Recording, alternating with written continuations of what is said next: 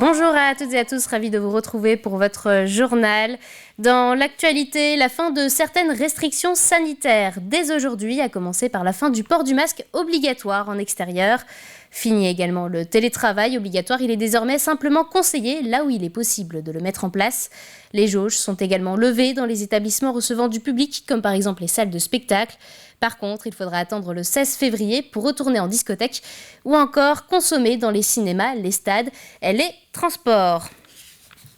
Direction à présent Bretignolles-sur-Mer pour parler environnement. Là-bas, la protection des dunes n'est pas seulement une histoire d'élus, elle concerne tout le monde, même les plus jeunes. Depuis octobre dernier, le pays de Saint-Gilles-Croix-de-Vie a engagé des travaux pour limiter l'érosion des dunes. Alors pour aider à protéger ce milieu fragile, c'est à une centaine de scolaires que la communauté de communes a décidé de faire appel. Ainsi, ils s'occupent de végétaliser la dune avec des zoyas. Les explications d'Alix Lanos. Deux par deux, très appliqués, ces élèves de CM1 plantent des zoyas. D'abord, il faut creuser un grand trou et on met le loya dedans, on la tient et après on recouvre bien avec le sable. Des plantations réalisées dans un but bien précis. C'est une plante qui fait avec la racine qui est longue pour tenir la dune. Ça sert à empêcher l'érosion. On protège un peu la nature en faisant ça. Ici, l'accès plage a été déplacé pour être plus en harmonie avec le cordon dunaire. La dune a été reconstituée. Voilà pourquoi les enfants sont invités à la consolider. Cette zone-là, justement, était dégarnie, parce qu'avant, c'était la route qui passait carrément là, le bitume. Donc l'objectif, c'était réensablé et les enfants plantent l'oya, parce que grâce à ces racines qui vont jusqu'à 2 mètres de profondeur, ça va permettre de fixer cette dune et de protéger justement tout ce qu'il se trouve derrière. Et également de favoriser la biodiversité grâce à tous les insectes, les oiseaux qui vont venir se nourrir de ces insectes dans ces plantes. Un accès à la plage plus naturel et surtout bien plus efficace pour lutter contre l'érosion que tous ces rochers placés ici pendant de nombreuses années. Depuis octobre dernier, des travaux d'effacement des enrochements ont été réalisés. Un chantier qui s'inscrit dans un projet plus global de défense contre la mer. L'idée sur 4 sites au pays de Saint-Gilles, ça a été de réaligner le trait de côte, donc de reconstituer la dune là où elle doit être reconstituée. On essaie de trouver des solutions pour faire en sorte de protéger les populations, de protéger notre environnement, de protéger notre littoral. Alors en défense contre la mer, on est très humble parce qu'on part de zéro, donc on teste et on a tendance à continuer avec ce qui fonctionne. Et nouveauté cette année, ces plateformes pilotis qui accueilleront pendant la saison estivale les postes de secours sous forme de modulaires.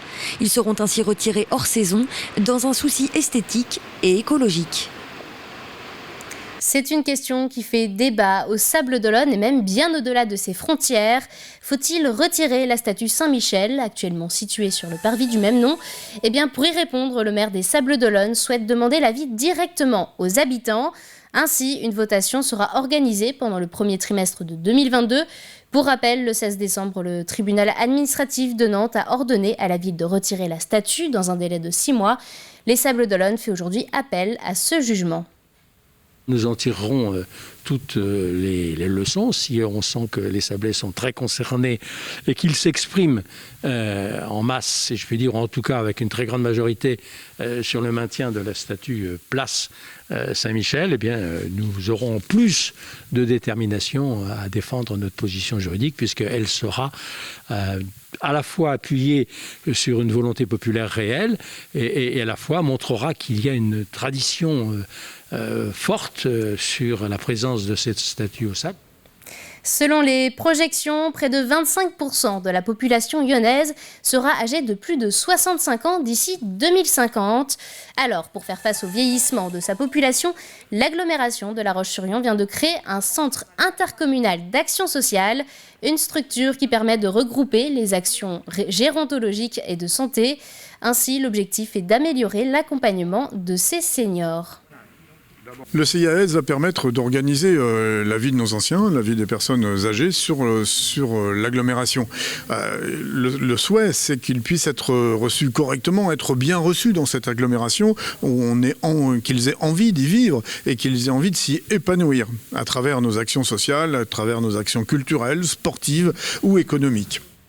En bref, le château des Oudéries à La Roche-sur-Yon recherche un nouvel occupant. Le traiteur Ludovic Hayes devait y ouvrir cette année un restaurant et des chambres d'hôtel. Le traiteur aujourd'hui abandonne le projet de rénovation du site. La société en charge du développement économique de la ville, Orion, recherche donc un nouveau projet pour ce château, propriété de la ville depuis 1993. Plier des serviettes en tissu ou encore bien positionner les couverts, dresser une table, c'est tout un art. Justement, pour en découvrir toutes les ficelles, le lycée professionnel Édouard Branly à La Roche-sur-Yon a accueilli en ce début de semaine Thierry Millet. Élu meilleur ouvrier de France, maître d'hôtel du service et des arts de la table en 2011, il a partagé à travers différents ateliers les bases de son savoir-faire avec les étudiants. Un reportage signé Grégoire de Châtillon. CAP d'aujourd'hui. Thierry Millet est d'abord venu raconter son parcours à ses apprentis en CAP, service, restaurant. À leur table, 3 étoiles Michelin, quand même, de Bristol, donc de temps en temps, ils reçoivent l'Élysée qui viennent manger. Celui qui a remporté en 2011 le concours de meilleur ouvrier de France dans la catégorie maître d'hôtel de service et des arts de la table est un exemple pour ces jeunes. Quand on arrive au statut de meilleur ouvrier de France, derrière, il y a quand même généralement beaucoup de travail, un beau parcours, de la volonté. Donc c'est ça qui est important également, de montrer aux jeunes qu'on peut y arriver dans la vie, même malgré des départs parfois qui sont un petit peu difficiles. Donc je vous ai ramené plein de couleurs. Au menu de cette rencontre, des ateliers comme celui du pliage des serviettes. Un pliage, comme ceci. On va travailler déjà sur les couleurs. La couleur peut répondre à une thématique, soirée de la mer, Saint-Valentin bientôt, pour le côté rouge et passion. Le côté plus blanc pour les noces. Pliage simple, respectueux du tissu. Quand on va être sur des établissements 3 étoiles, gastronomie, on va pouvoir faire un petit peu plus de pliage et de fantaisie sur le côté restauration plus traditionnel. On a des beaux tissus et on arrive à faire un pliage qui soit simple mais efficace pour le client, et ce sera une des premières choses qu'il va avoir à table. Le pliage des serviettes, facile à dire, moins facile à faire. L'exercice est intéressant, ça nous fait voir différents types de pliage. Je voulais faire une rose parce que j'ai pas réussi. Donc là je le mets partout. Cette rencontre entre le maître et les élèves s'est terminée par un atelier flambage de pêche. Tout un art là aussi. Pour rappel, la gastronomie française est classée au patrimoine de l'UNESCO. Après les métiers des arts de la table, partons maintenant à la découverte des métiers d'antan avec Laurence Aymon. Assistante juridique de formation, elle est aujourd'hui devenue fileuse et tisserande, un métier qu'elle pratique comme à l'époque. Aujourd'hui, elle a installé son atelier au cœur de Fontenay-le-Comte. Cyril Guillet. La place Bayard accueille depuis peu la boutique de Laurence Aymon. Derrière sa vitrine, c'est un véritable voyage dans le temps qui est offert au public.